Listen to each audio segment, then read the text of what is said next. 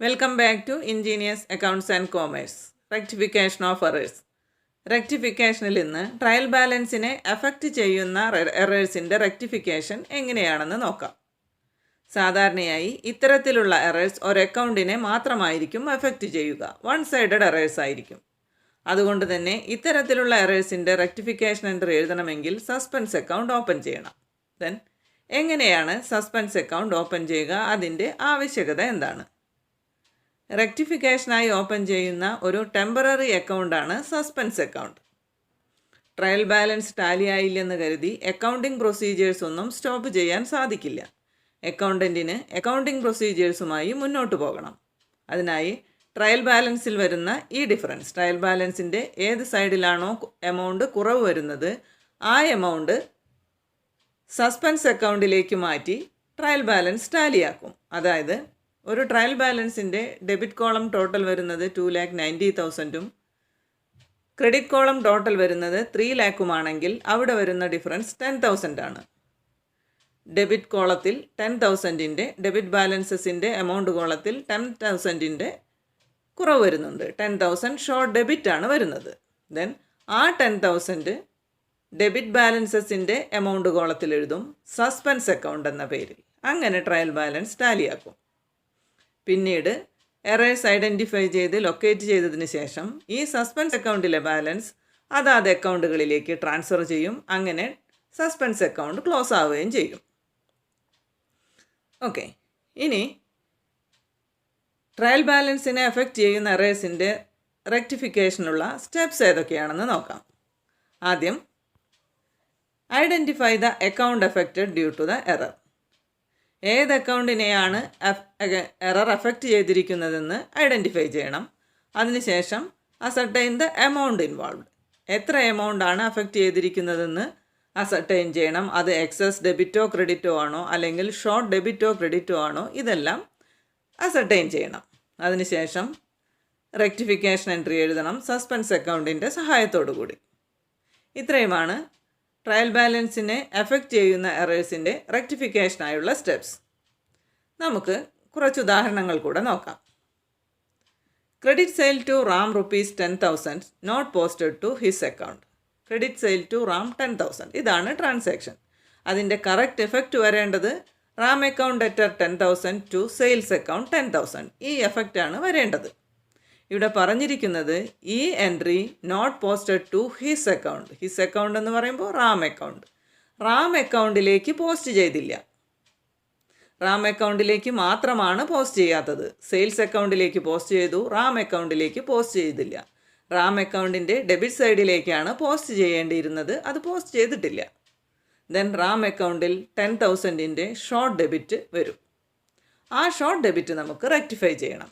അതിനായി റാം അക്കൗണ്ടിനെ ഡെബിറ്റ് ചെയ്യാം. റാം അക്കൗണ്ട് അറ്റർ 10,000. ഇവിടെ ഈ എറർ അഫക്റ്റ് ചെയ്തിരിക്കുന്നത് റാം അക്കൗണ്ടിനെ മാത്രമാണ്.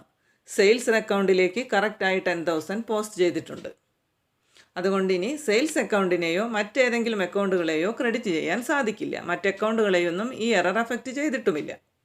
ദെൻ നമുക്കിവിടെ സസ്പെൻസ് അക്കൗണ്ടിനെ ക്രെഡിറ്റ് ചെയ്യാം.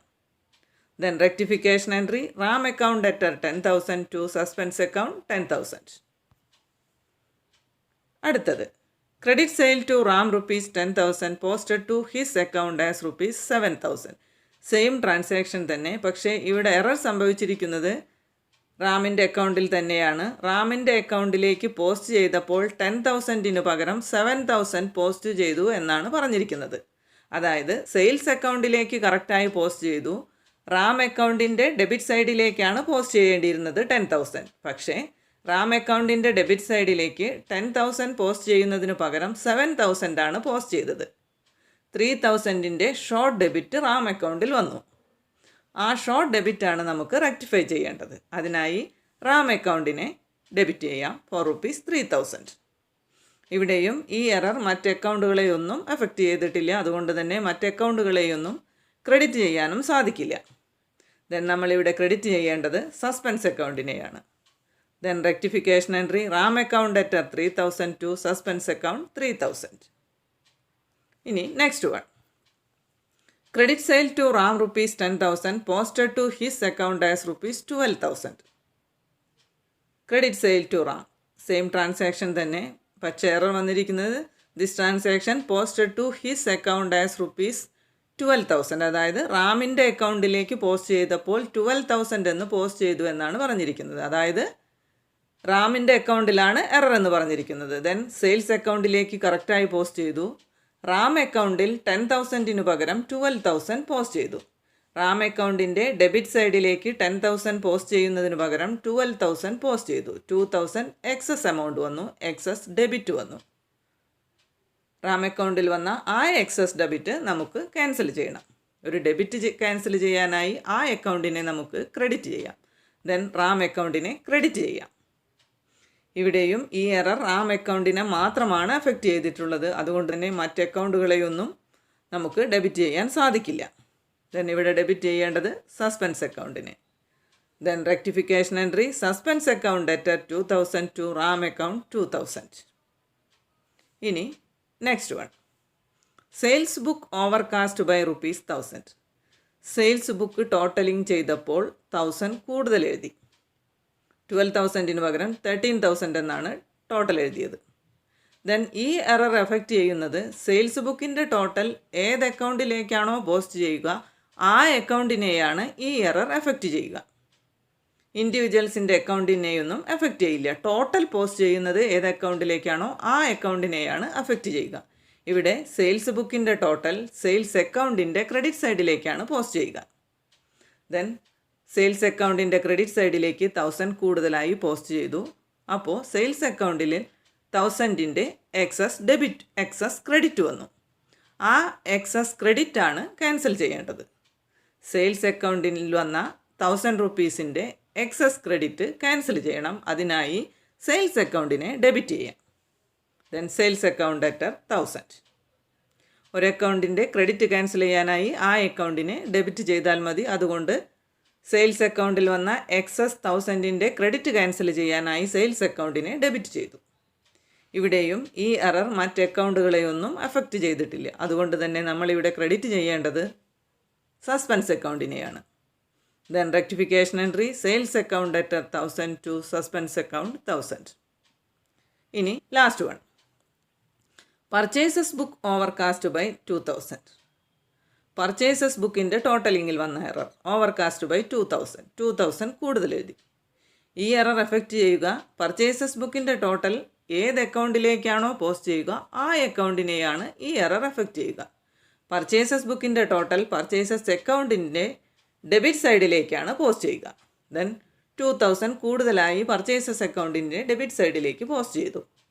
പർച്ചേസസ് അക്കൗണ്ടിൽ 2,000 എക്സസ് ഡെബിറ്റ് വന്നു. ആ എക്സസ് ഡെബിറ്റ് ക്യാൻസൽ ചെയ്യണം. എക്സസ് ഡെബിറ്റ് ക്യാൻസൽ ചെയ്യാനായി ആ അക്കൗണ്ടിനെ നമുക്ക് ക്രെഡിറ്റ് ചെയ്യാം. ദെൻ പർച്ചേസസ് അക്കൗണ്ടിനെ ക്രെഡിറ്റ് ചെയ്യാം ₹2,000. ഈ എററും മറ്റ് അക്കൗണ്ടുകളെയൊന്നും അഫക്റ്റ് ചെയ്തിട്ടില്ല. അതുകൊണ്ട് തന്നെ മറ്റ് അക്കൗണ്ടുകളെയൊന്നും ഡെബിറ്റ് ചെയ്യാനും സാധിക്കില്ല. നമുക്കിവിടെ ഡെബിറ്റ് ചെയ്യേണ്ടത് സസ്പെൻസ് അക്കൗണ്ടിനെയാണ്. Then suspense account debtor 2,000 to purchases account 2,000. Okay, ഇത്രയുമാണ് എക്സാമ്പിൾസ്. ഇന്നത്തെ വീഡിയോ എല്ലാവർക്കും ഹെൽപ്ഫുള്ളായിട്ടുണ്ടാകുമെന്ന് കരുതുന്നു. എല്ലാവരും ചാനൽ ലൈക്ക് ചെയ്യണം, ഷെയർ ചെയ്യണം, കമൻറ്റ് ചെയ്യണം, ഒപ്പം സബ്സ്ക്രൈബ് ചെയ്യുകയും കൂടെ വേണം. Thanks for watching. Thank U.